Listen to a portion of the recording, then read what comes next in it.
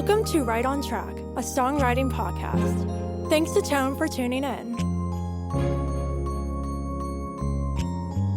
I'm Demi Michelle Schwartz, and I'm thrilled you're joining me on my songwriting journey. So kick back and relax, don't fall flat, and remember, stay right on track.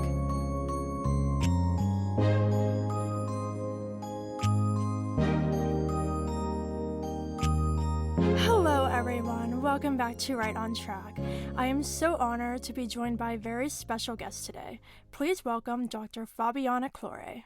Hello. Thank you so much for having me, Demi. Of course, it's such an honor having you. How are you doing today? I'm doing great. Thank you. Of course, I'm so happy you're taking the time to join me on the show to talk all about being a musician, business strategy, entrepreneurship, and so much more. But before we dive into the interview, can you share with the listeners a little bit about yourself and some of the highlights from your journey so far? Sure. I'm a pianist and a business strategist for musicians. All my life, I pursued my career as a performing artist, focusing on my musicianship and my skills as a pianist and an educator, all the way through the end of my doctoral degree tract, where I was all of a sudden now trying to figure out what would I do with my career?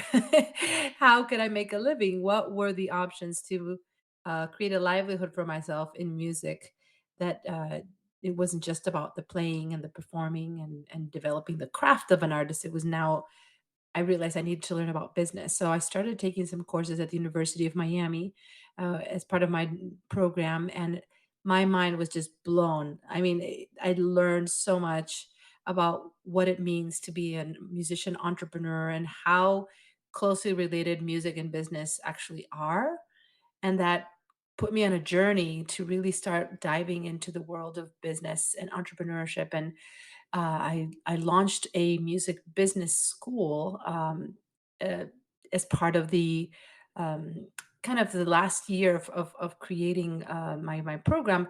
My husband and I decided, why don't we create our music school so that we can have our own job and not have to wait for someone to pick us when we graduate. And we really identified a specific problem, a type of curricular deficiency that we noticed was happening with undergraduate music majors, and we launched our music school while we were still in the university. And so since then, we ran our school for 5 years in Florida, and I accepted a position after that to create a business program at the University of North Texas, where I moved with my family. And in the process of doing so, we restructured our school in Florida so it would continue working without us. So we that was a learning journey in and of itself to be able to understand how to build a business that we could potentially at one point walk away from. It's something that we never really thought we would do, but in fact, it ended up being quite a learning journey because we were able to restructure the school to continue working without us while we moved to Texas. And I built the university program here, creating their music business and entrepreneurship degree and all the different initiatives that we put together at the university level for music students. I was thrilled to be able to help musicians who were in a place where I was not that long ago, in school, focusing on their craft, focusing on their artistry, and be able to share with them my experiences as an entrepreneur, as well as why I thought it was such a great opportunity for them to be students and to still be able to build their businesses while in school.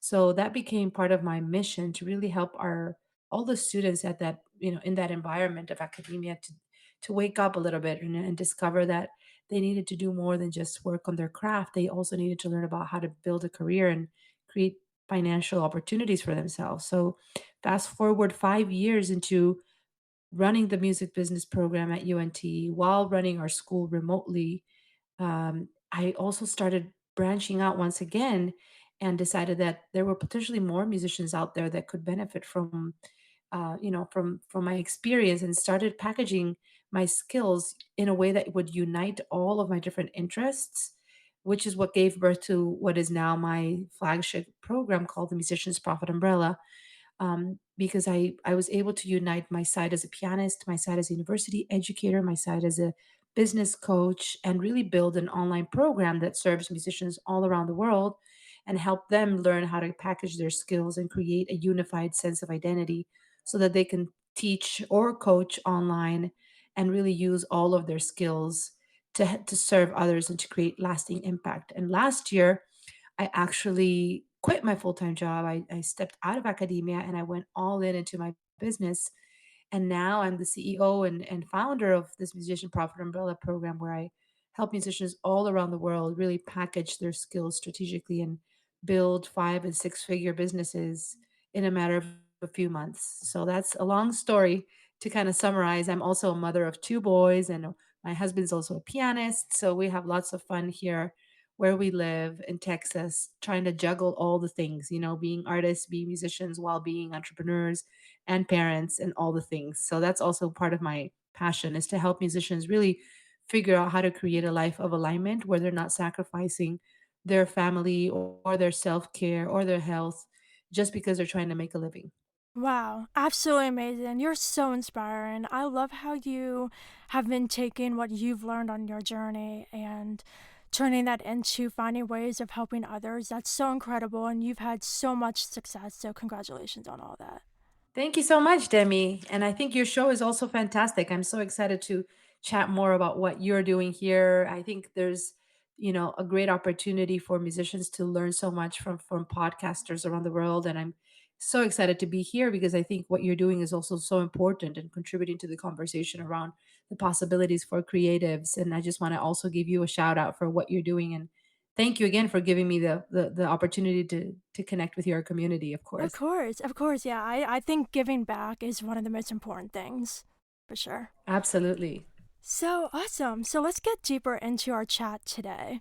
Can you read a quote by Thomas Edison? Sure. I will read that quote. Vision without execution is hallucination. This is so cool. So, what does this bring to the surface in your mind?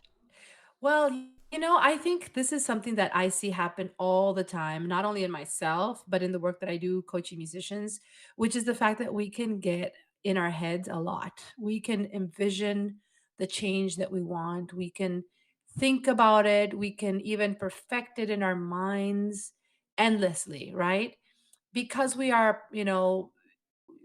to develop the craft. Let's say, as musicians, we're used to repeating things and doing them over and over again and trying to get them better each time before we present them on stage. When it comes to our careers and our businesses and the steps that we need to take to making things happen, we can oftentimes get stuck in the vision and just leave it there and end up never really executing and taking the right steps to make them happen. And this happens not just in business. I think this happens in every area of our lives. Any personal goals that we set for ourselves, any business goals, career goals. And what I like about this quote is that if you think about it, what is hallucination? Hallucination is to kind of live in a fictitious reality, right? Not not really create anything tangible or material, let me put it that way. Instead, just living in this world that is almost like a lie, right? For sure. And so what I like about this is that if we have a vision, it's a great place to start. But if we don't set out to deliberately execute on it, we're going to be only in a fictitious world. We're only going to stay in our heads and nothing is really going to transpire out of that.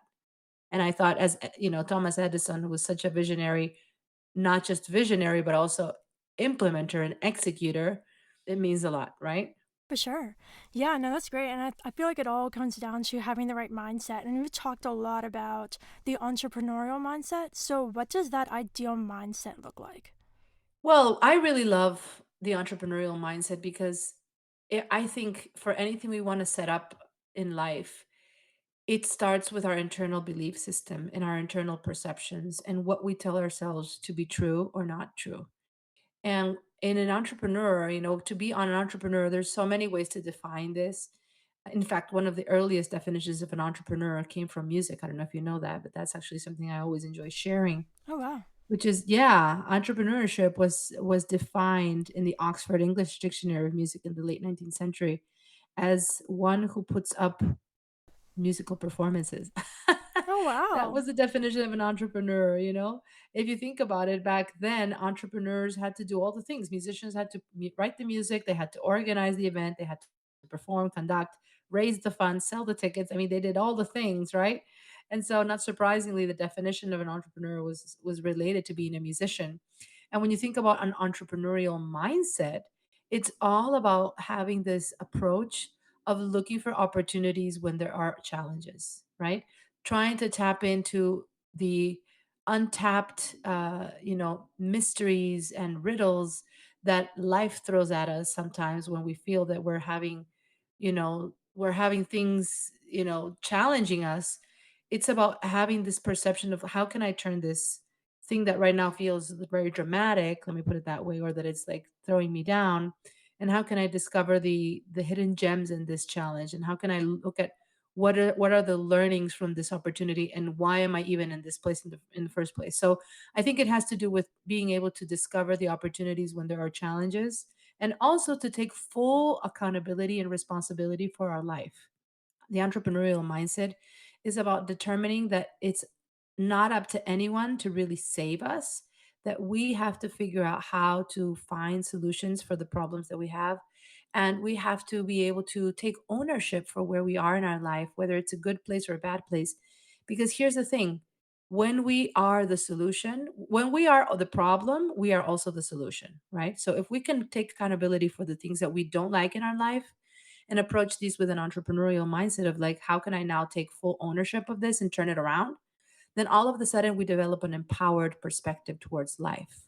And I think that's the most important thing that we need as human beings, is to feel that we are in control of our outcomes, and that we have a way to make things better for ourselves, no matter how many challenges we're facing at any given time. You know what I mean? Yeah, for sure. So much wisdom. Wow. I think, having that control is so important. I think that also requires the development of some skills because as musicians, we have all these skills our artistry, learning instruments, performance, all those things. But once you get into, building businesses and sustaining a career, that requires a different set of skills. So, out of all of the skills that are required, what would you say the top five are?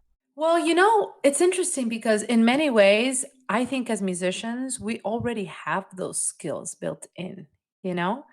We have a lot of the skills that entrepreneurs need to succeed, in that we have a willingness to step out of our comfort zone.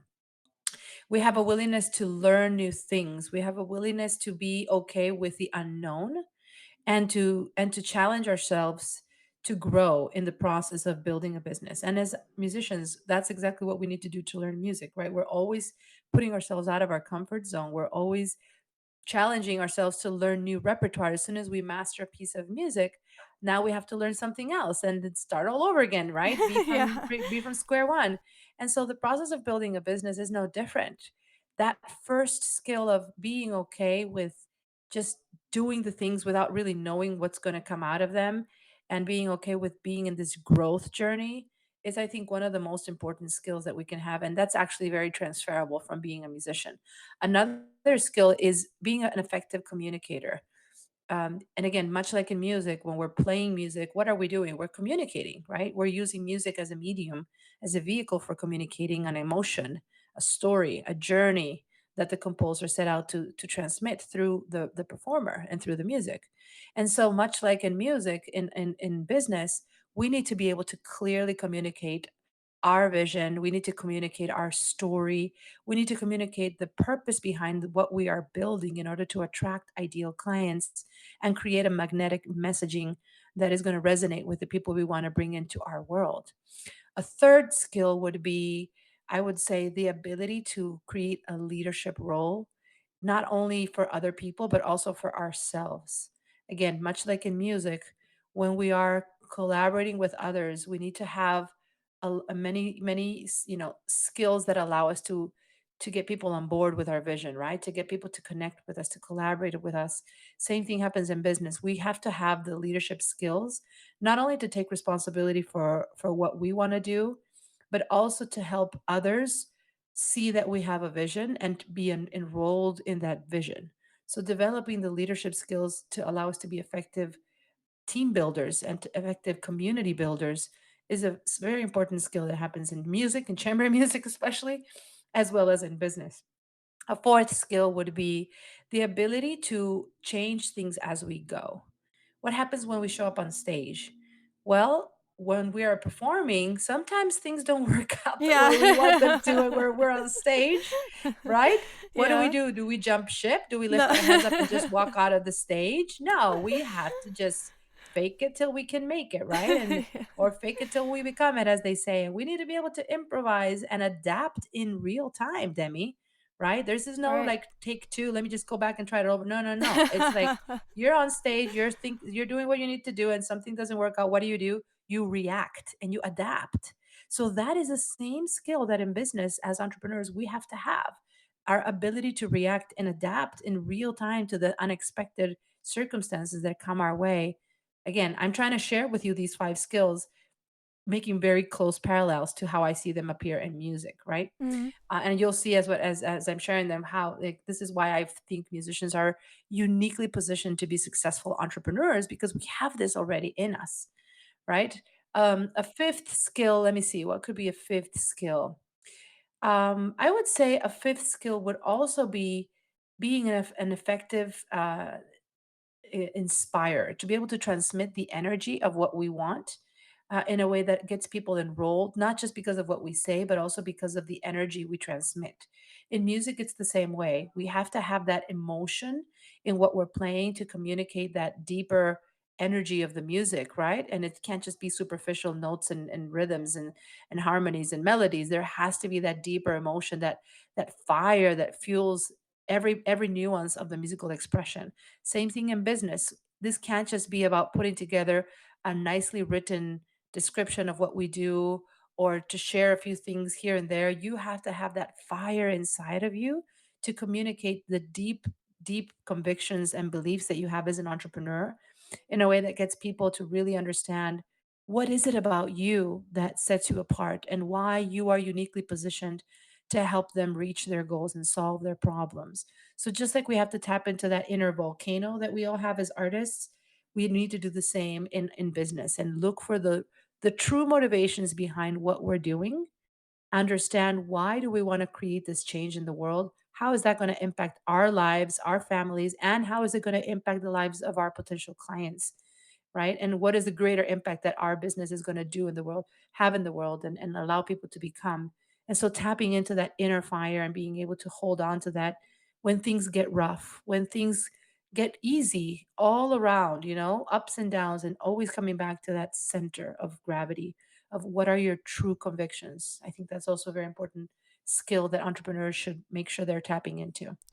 Wow, that's incredible. You're really making me think of this in a different way because I feel like up until this point, like I've been really thinking of like my artistry as kind of one thing and then the business stuff as something else, but you're really making them so closely paralleled and it's making a whole lot of sense. Yeah, that's what I love doing, Demi. I love connecting everything into an umbrella. That's why I named my system the Musician's Profit Umbrella, right? Because I actually feel that our power and our greatest strengths come from uniting the different things that we have in our lives and our different skill sets and really creating a single brand that elevates us into a category of one.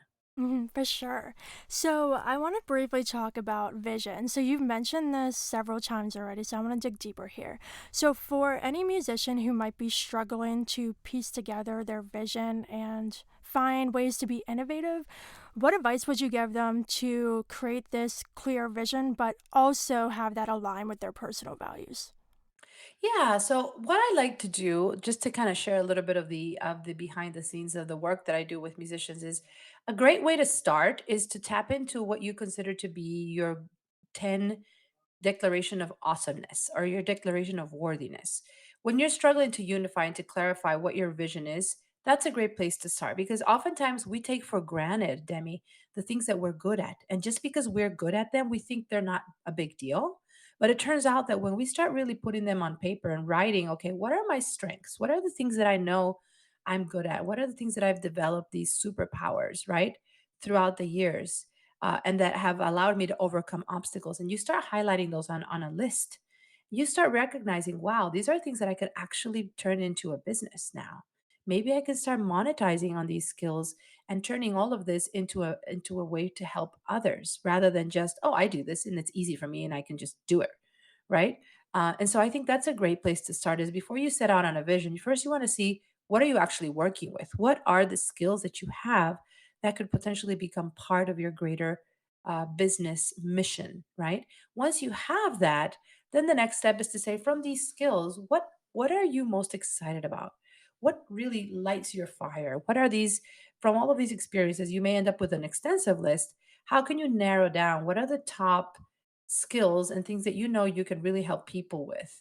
And perhaps people have already been coming to you in other instances. You may have had that happen to you, Demi, where people just associate you already with something that they relate with you as an authority, that they trust you in, and they think you're good at, right?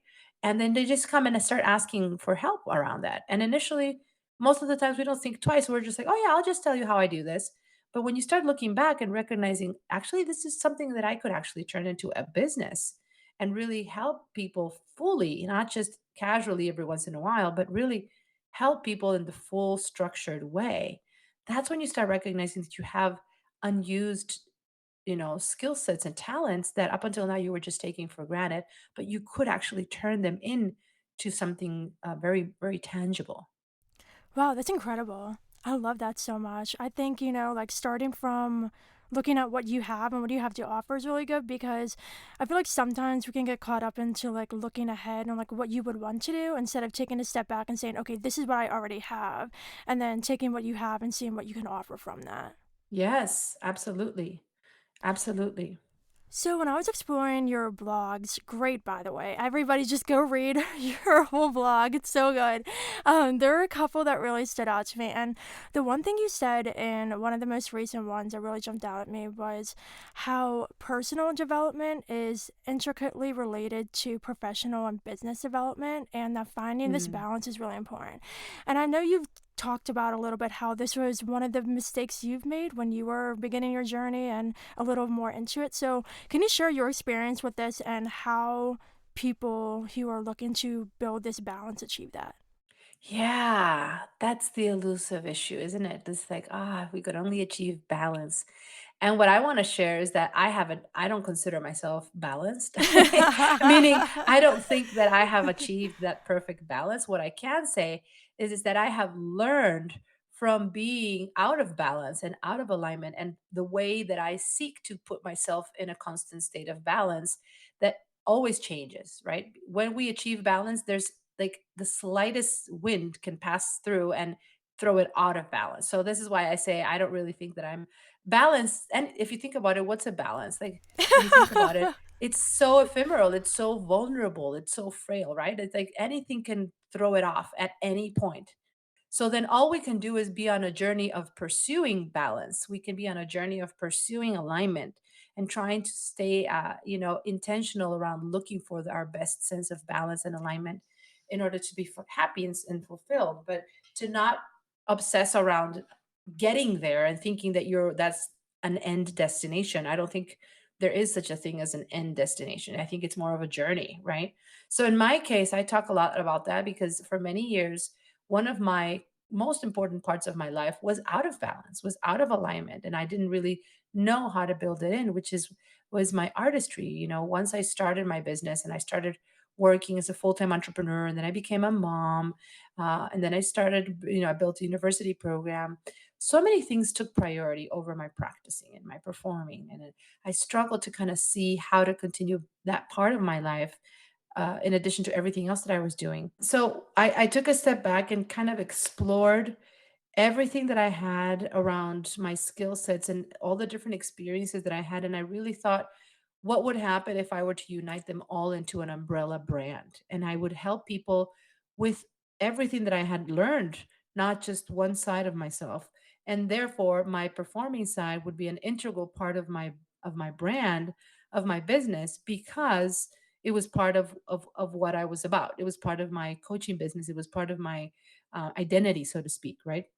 And so in that moment, I discovered that actually playing the piano was not just something that I got to do uh, occasionally whenever I had a rare performance opportunity, but it was actually a very important part of the way I built my coaching business, and how it was an integral part that helped me create credibility, help instill leadership in my musician clients, and model to them what the life of a musician entrepreneur could become, and how it could be a combination of skills that include performing but are not limited to performing, right? In order to make a living. And so that's when it all came together for me, and I discovered that that was the best way to infuse my artistry into my business development process, and that's what I do with my clients today, right? I help them discover how can they build a business that relies on their artistry, right? Rather than them thinking I'm just going to build a business so that I can practice piano at the end of the day. No, it's how can we create a business that depends on you sitting down and doing your craft, whether it's writing music, whether it's playing an instrument, whether it's producing, whatever it is that lights your soul as an artist. That has been kind of one of the centerpieces of my philosophy and the way I coach musicians. I've also been very much interested in how the way we develop personally impacts our business. Meaning, when we are out of alignment, when we are not taking care of ourselves, when we are in a state of burnout, uh, no matter how hard we want to work on our businesses, it will have an impact on the development and the growth of our business if we don't put ourselves first, if we don't love ourselves adequately, if we don't take care of ourselves, it will have an impact, a negative impact on our business. And at the same time, when we align ourselves, when we take care of ourselves, when we center ourselves as priority and take care of the things that we need to as human beings, which include taking care of our artistry, then our business can actually also grow and thrive, and people get drawn to you because of the alignment and your positive energy that you transmit in everything that you do in your business. So I always like to discuss the parallels between personal development and business development, and that I think being an entrepreneur is the greatest honor because we have no choice but to model the life that we want our clients to live. We have to no choice but to show up every day as the best version of ourselves, or at least to pursue that, you know, that leveling up of ourselves personally in order for our business to level up as well.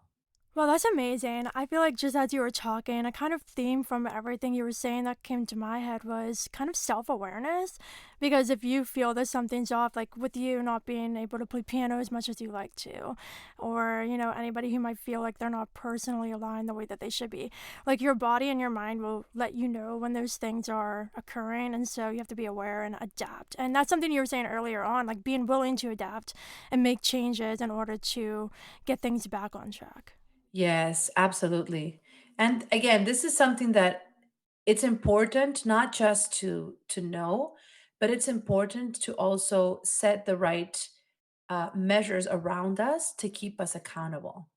You know, I think that's also a very important part of being an entrepreneur, in that we don't have someone telling us what to do, right? We decide what to do. We define the day-to-day schedule, we define the tasks. So we actually have to seek out the right accountability systems and the support in order for us to actually do the things. We all need accountability. There's no such thing as like us having the perfect will to execute on everything, right?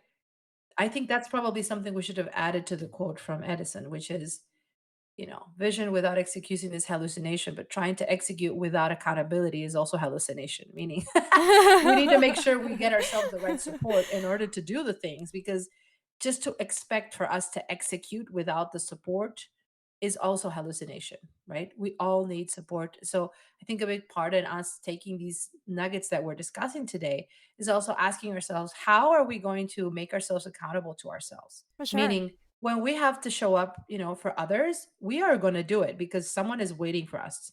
But sometimes when we set goals for ourselves, as it relates especially to personal development and self-care and artistry, alignment, no one is really watching that, right? So it's so easy for us to just not do those things, right? And so what I'm wanting for your community to understand as we're talking about this, I think the biggest reason that I've been able to achieve what I've achieved in my life, in every area of my life, from business to personal, is because I set accountability systems around me. I find people who can guide me.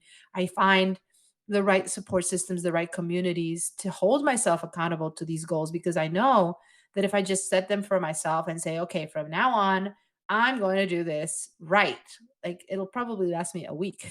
And then after the week, I'm going to fall back to old habits because that's just how we roll for most of us, right? For sure. Yeah, I think accountability is really, really important for sure. So I think that's also something to look for, and especially around the things that we know no one else is watching. Again, when we have to show accountability towards others, it's easy to do, but when we have to do it towards ourselves, that's the hardest part. So we need to find a way to create those systems for us to be accountable to ourselves. Yeah, exactly. Perfect. So, this is a nice little transition into my next question, which is about burnout. So, this is something I frequently face from time to time just because I feel like for musicians who are so ambitious, we really want to chase our dreams and we have all these things we want to do to be successful and sustain our careers and businesses. And sometimes it feels like the list of things just doesn't end. And for me personally, I feel like I push myself too hard sometimes because when I'm not working as hard as I could be and I'm not taking time for myself, I feel like I'm sacrificing, what could be happening with my music. And so, what are some of your biggest tips with avoiding burnout? Yeah. So if you've been on my blog or on my YouTube channel or my Facebook group, you've probably seen me discuss this a lot because it seems to be a very needed topic that musicians come back to a lot. And I would say a great way to help avoid burnout is to create some sort of a routine. Routines are important, especially as it relate to morning and evening routines. I think what leads us to burnout is the lack of structure and the lack of predictability and the constantly changing back and forth between what we're doing, right? So I think a great way to avoid burnout is by looking for the best routines that help us expand our capacity for handling stress. So these can consist of morning routines, these can consist of evening routines. I'm talking about those all the time. There's all sorts of different ways where you can establish routines. But I think routines and everything in our life are meant to balance us. If you think about it, our bodies are meant to consume foods ideally around the same times every day, right? Our organs work during different times of the day, you know. Our bodies are very cyclical in nature. This is what keeps us balanced from a biological standpoint, right?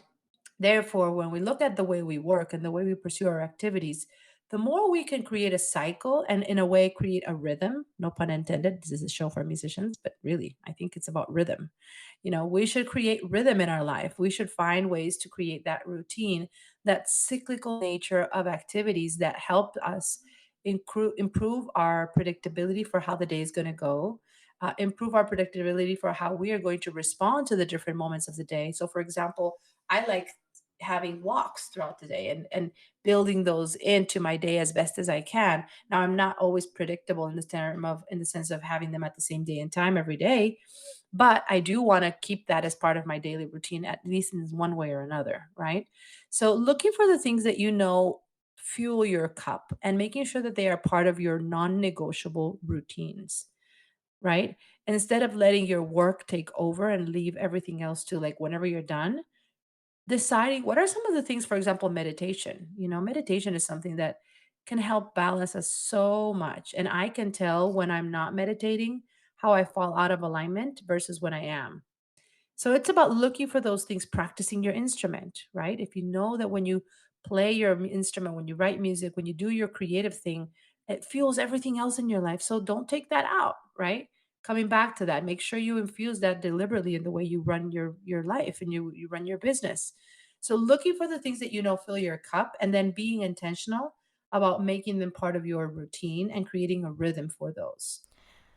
Perfect. Wow. Absolutely perfect. So much wisdom. Something I've started doing this year too is like setting boundaries. Like I don't check emails after a certain period of time anymore. I spend the morning, doing things I love to do, not working and doing all those things. So yeah, I think like having a routine and knowing what's best for you and doing the things you love is so important. Yeah, absolutely. And again, it comes back to self-love, right? For It's sure. about us deciding, am I going to give myself that importance enough? Am I going to give myself that moment of self-care, self-love?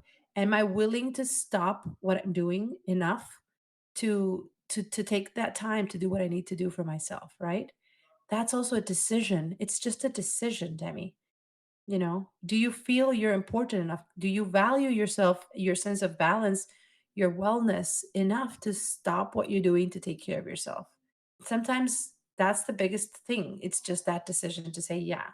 Because once we get into the zone, you know how it is. Like once we get into whatever it is we're not doing and we know we should do, it's easier to keep going than it is to start. It's just the starting that is hard. Yeah. Oh, for sure, 100%. Yeah. So I have one more question for you. So if you could leave the listeners with anything, one piece of advice that would inspire them to chase their dreams and be entrepreneurs themselves, what would it be? I would say you are enough. You have what you need. Don't wait for anyone to give you permission to go after your dreams. You are listening to the show. You are drawn to this conversation because you know you have something unique to offer and you know you have something special and that you deserve more than what you have in your life. So don't wait for anyone to give you anything for you to go out and pursue what you want in life. Recognize that you are enough. You are amazing. You have everything you need to achieve the life that you want and to receive, be welcoming of abundance.